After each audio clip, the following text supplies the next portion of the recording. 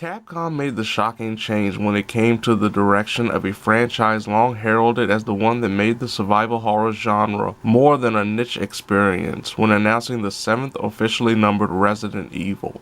Rather than embrace the more action-oriented style seen in the latest Resident Evil games, the developers at Capcom decided to strip the player of feeling empowered by not taking control of a military-trained combat specialist, but a simple everyman from his worldview, aka first-person view. Playing the free demo after the game's original announcement, I found myself excited to play this new take on the Resident Evil formula. But I wondered if Capcom could keep the atmosphere and spookiness of a 20-minute demo strong throughout at least a 10 to 12 hour long experience Capcom promised for first-time players.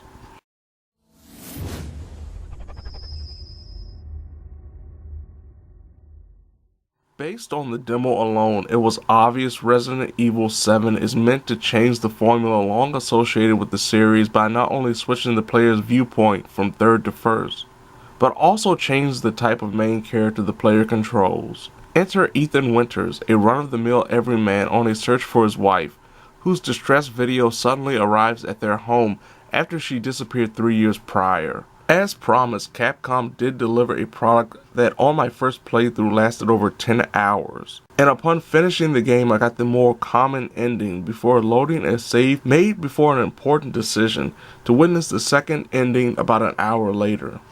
My second full playthrough allowed for me to gain a trophy for completing the game in less than 4 hours. Though there is another trophy for finishing the game under the confines of its hardest difficulty, my attempted third full playthrough fell short of completion as I started to get the itch to move on and dedicate my gaming time to something else, though a full Madhouse playthrough isn't out of the question in the near future.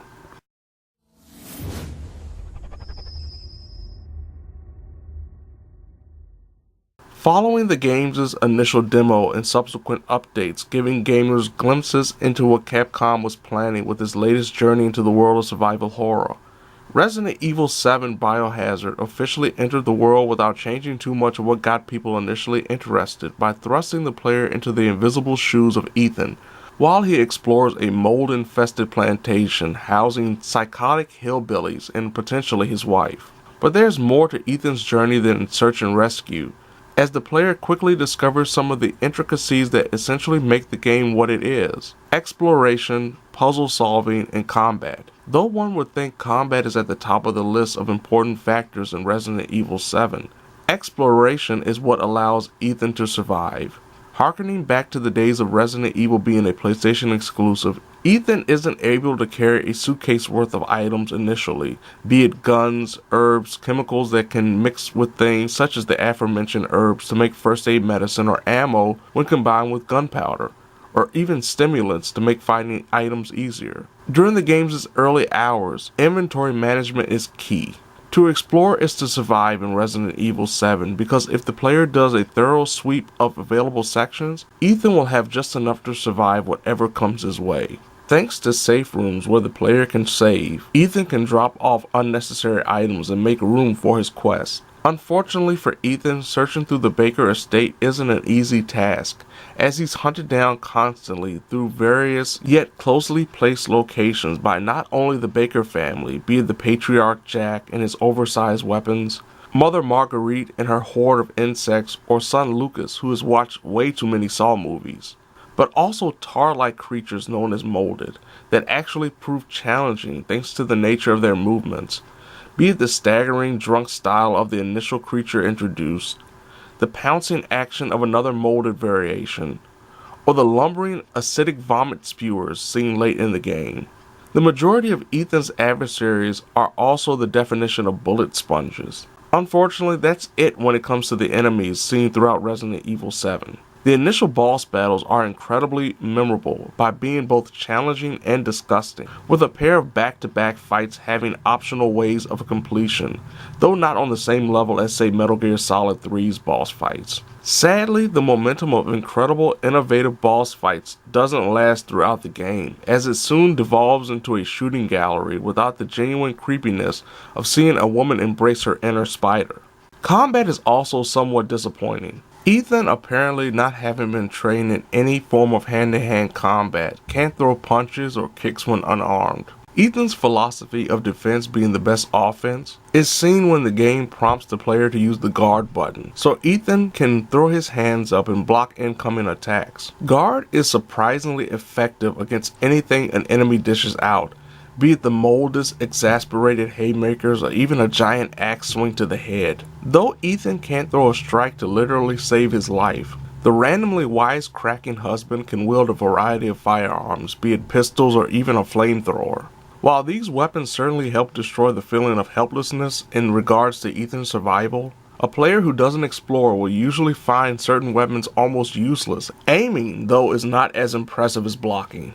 Aiming, especially with the right analog stick, feels a bit too loose and can make headshots even harder to pull off during hectic moments when confronted by the game's version of an enemy horde. The land and environment itself is incredibly memorable for all the right reasons. Sticking Ethan inside a relatively small area for hours on end, the player gets the chance to learn the plantation, where the safe rooms are, various locations locked behind doors that are only opened by specific keys obtained throughout the game, and important shortcuts that can be utilized to avoid an enemy that randomly spawns near Ethan. Searching through these areas can provide VHS tapes that turn into short playable segments that nicely give a glimpse into Ethan's near future while showcasing solutions for upcoming puzzles. Sadly, the puzzles are mostly unremarkable and relatively easy with or without VHS tape playthroughs. Most puzzles are exaggerated fetch quests. There is a lack of music as well, giving the player a chance to hear every odd noise, such as obvious house breathing, and lone conversations or warnings from the bakers when they're looking for Ethan that further emphasizes why the player should stay moving if Winters is not inside a safe room. The environments prove to be the player's greatest foe and benefactor at the same time. Similar to the puzzles, the plot itself leaves something to be desired, especially during the game's last third, where information is thrown at the player en masse. While one could condemn Capcom for going the Resident Evil trope-heavy route during the game's final few hours, the real knock against the story is plot holes that come from either poor writing or more than likely planned DLC that can answer some obvious lingering questions featuring characters both main and minor. As mentioned earlier, there are two endings the player can attain depending on a single decision, yet only one ending feels fitting and, most importantly, satisfying. Before the ending is a change in pace where the game gets slower, yet less tense and interesting before everything devolves into Ethan shooting his way out of situations because running in fear to the next area is nearly impossible as it was compared to the action seen earlier in the game.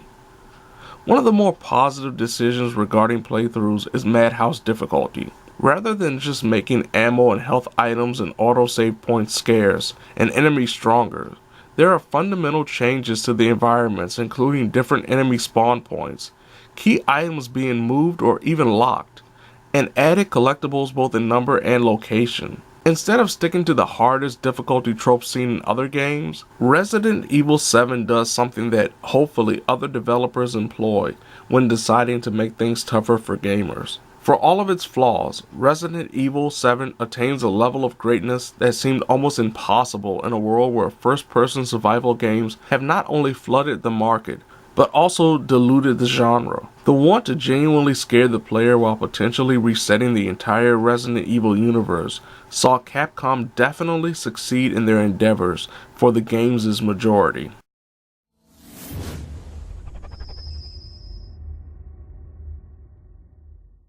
Resident Evil 7 Biohazard represents an obvious change to the style while trying to regain the sheer feeling of fear not presented in the last 2.5 numbered games. The first 2/3 of 7 accomplishes that goal as the player will feel uneasy, claustrophobic, and downright scared thanks to a mixture of simple yet unavoidable puzzles that can prove to be a nice distraction while opening up a small world of visceral monsters, both human and non, and set pieces both dynamic and pre-rendered that'll leave any player mentally, emotionally, and maybe even physically exhausted. Then comes the game's final third, where the player is locked in closed, mostly dull environments, with the character being a lot less vulnerable thanks to the amount of powerful weapons being introduced, without the enemies getting any stronger, just more in number outside of boss battles, which too get easier with each subsequent one, and presented with information dumps through notes that can be missed and are lengthy in nature that might unintentionally convince the player to skip through the pages to continue on with the action. 7 is in no way a perfect Resident Evil, let alone a perfect game, thanks to the overall flaws in gunplay, obvious plot holes, and Ethan's awkward voice acting when it comes to reacting to certain intense moments. But the game's problems feel minor in comparison to its positives, including an undeniable sense of dread that somehow stays with the player throughout, even when the scenery changes, memorable lead antagonists, including the house itself, and multiple wow moments that'll make anyone's first playthrough a harrowing experience. It's hard to figure out where Capcom will take the series next, considering this game is such a drastic change compared to its predecessors. But Resident Evil 7 Biohazard left me excited for the future while delivering a highly memorable present.